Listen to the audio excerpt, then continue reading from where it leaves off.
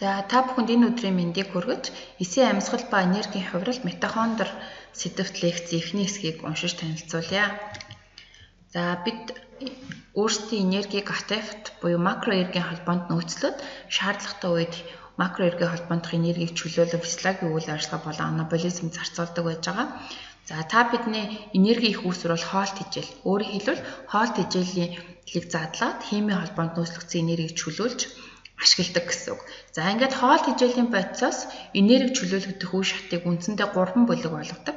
За эхний үе шатанд нь хоолт хижээлийн бодисын найрлагын уурэг, нүүрс ус, өөх тос маань задраад энгийн мономер нэгдэл болох үе шат байж байгаа. За энэ үе шат бол хоол босруулах хэрэгтэн тогтолцоонд явагддаг. Өөрөөр хэлэх юм бол за хоол хүнстэй орж ирсэн нүүрс ус маань амны хүндэд задраад ходоодор дамжаад нарийн гидсэнд мономер болтлоо задардаг. Тэгвэл энэ үе шат нь хоолт хижээлээс энерги чөлөөлөх техникийн үе шат гэж ойлгож байна.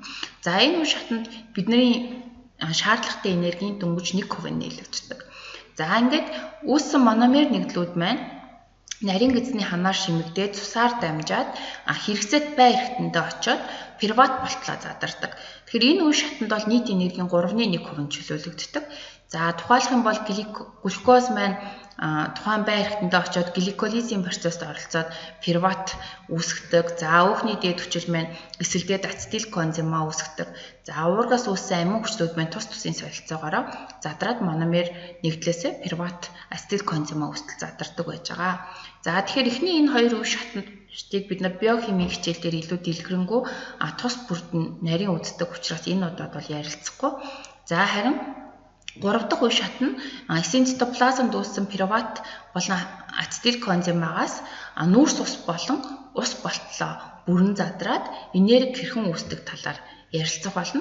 За энд бол та бидний нийт энергийн 3.2% нь чөлөөлөгддөг байж байгаа.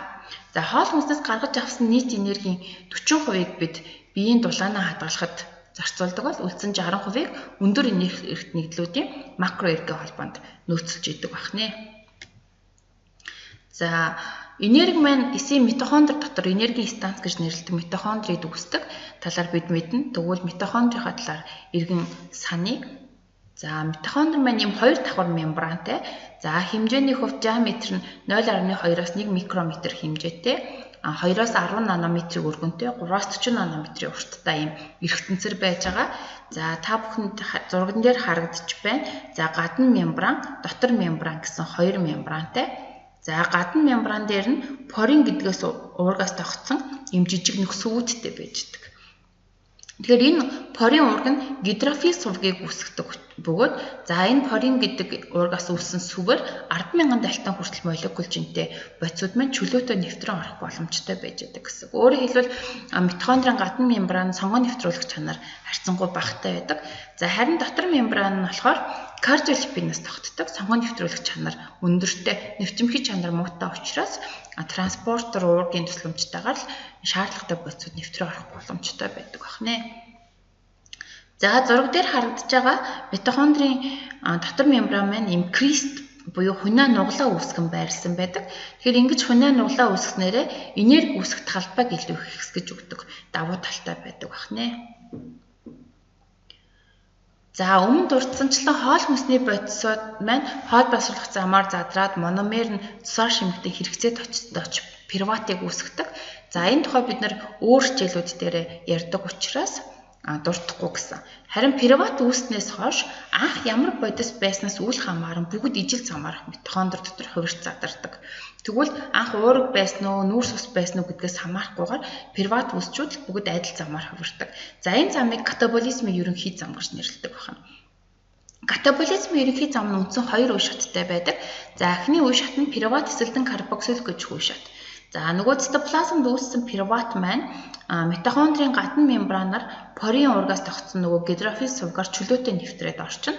За үүнийхээ дараа митохондрийн дотор мембран чинь сонгон нэвтрүүлэх чанар өндөртэй учраас чөлөөтэй нэвтэрч орохгүй пируват тээвэрлэгч юм транспортер уург байж байгаа.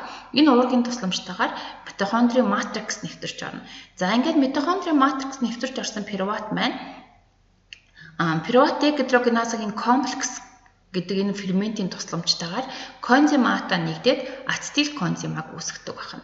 За энэ бол катаболизмын ерөнхий замын эхний үе шат. За 2 дахь үе шат нь бол Krebs-ийн цикл байж байгаа.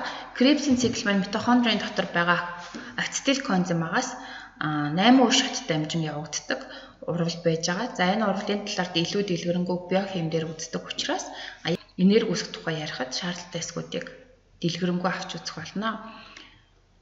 За та бүхэнд слайдн дээр Krebs-ийн циклийн 8 үе шатыг дэлгэрэнгүй харуулж байна.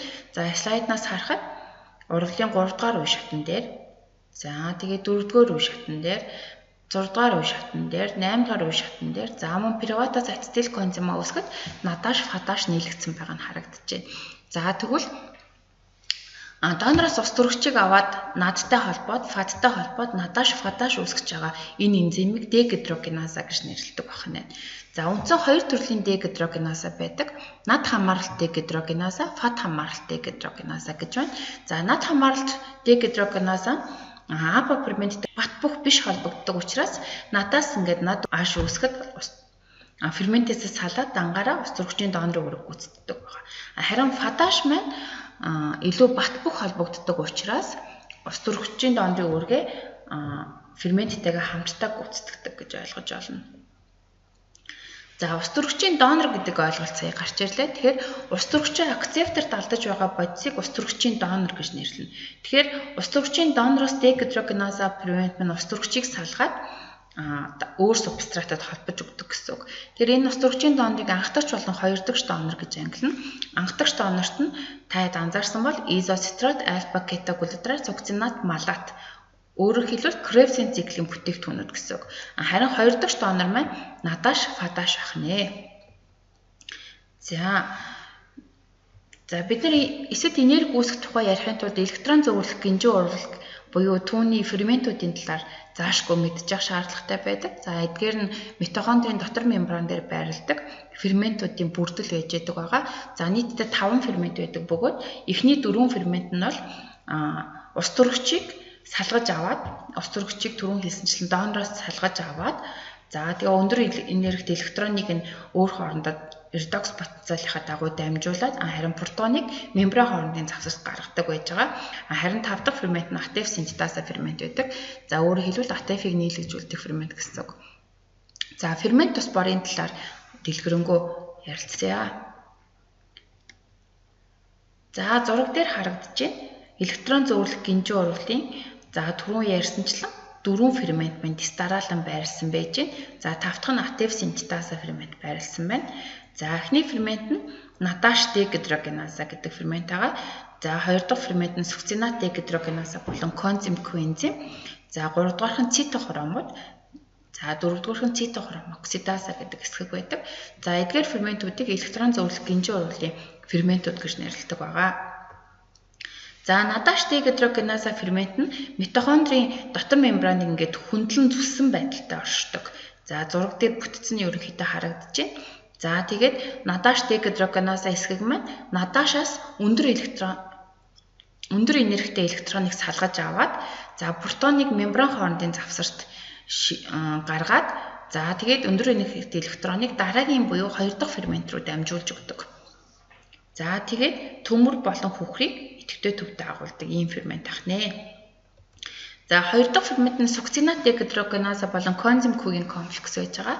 За ингээд мембраны липидэд ууссан байдалтай байрлаж идэг бөгөөд сукцинат дегидрогеназа надаш болон фаташаас аль альнаас нь ус төрөгчийг салгаж авах чадвартай байдаг. За ингээд өндөр энергитэй электроныг салгаж авсныхаа дараа дараагийн ферментэд рүү дамжуулдаг.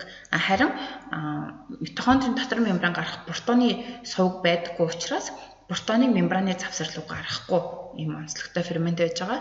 За 3 дахь фермент нь бол цитохромууд. Цитохромууд гэдэг нь болохоор цитохром E, B, C1 болон C-ийн комплекс байдаг.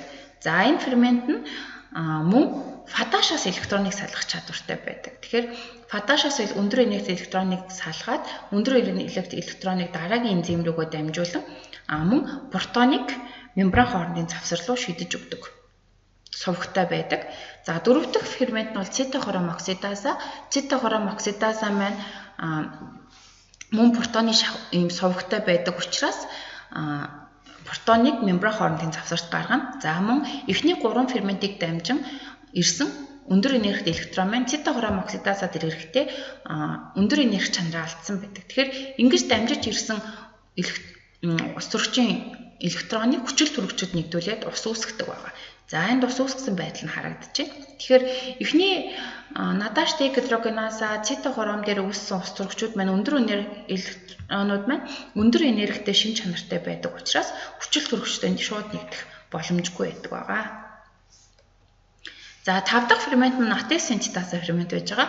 За атеф синтеза фермент маань за трансмембраны ийм мотор хэсэгтэй. Тэгэхээр энэ трансмембраны мотор хэсэг маань протоныг дотогшин зөөхт явцдаа бүтэн эргэлт хийснээрээ атефээс атефийг нийлэгжүүлэх юм чадвартай байж байдаг.